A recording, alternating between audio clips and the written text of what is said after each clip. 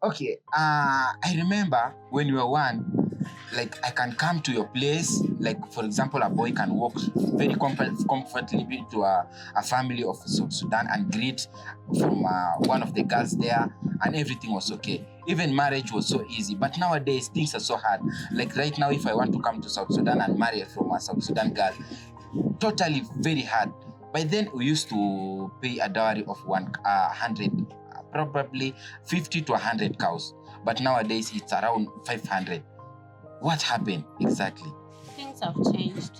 Yeah, as we grow and as life goes on, things are bound to change.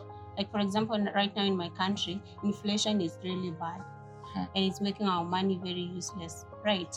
So in time, things change. So you can't tell me that the 100 cows that were there before, they can bring the value that it used to have. So But eventually, now listen, it has grown. look, personally right now, like this thing is really hurting me, because if right now I want to marry a South Sudan girl, where am I going to get the 100 cows, like the 500 cows from? Yeah. As we know all, Sudan is it's at war right now. We don't have money. It's hard for us to get this kind of money to raise this amount of cows right now for you to get a South Sudan lady.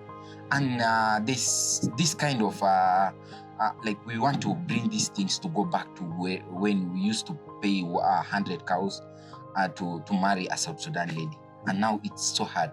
What are we going to change? Like, how do you see this? How are we going to change this to be like to relate it to back when we used to pay 100 cows? I don't think that you'll need to change anything. Maybe you just level up yourself as a man.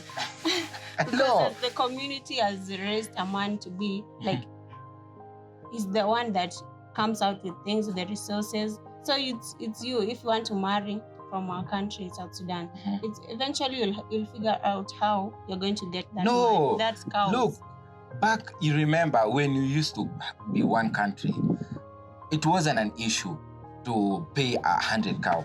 But nowadays, it's a very bad thing for you to take 100 cow to family for South Sudan, for you to, they give you a lady. And as you all know, Sudan has war right now. We don't have money. So how would you expect me to raise this kind of amount to get a wife? So you want us to be like brothers for church or what? Because it's hard.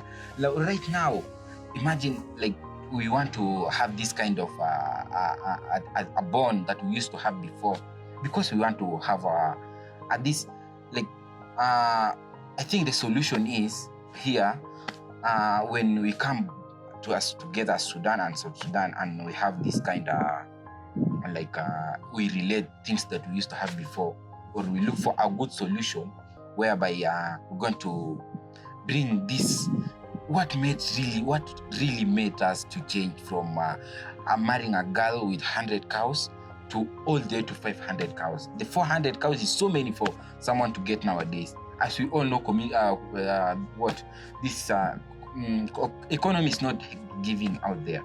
And how are we going to raise this amount of cows?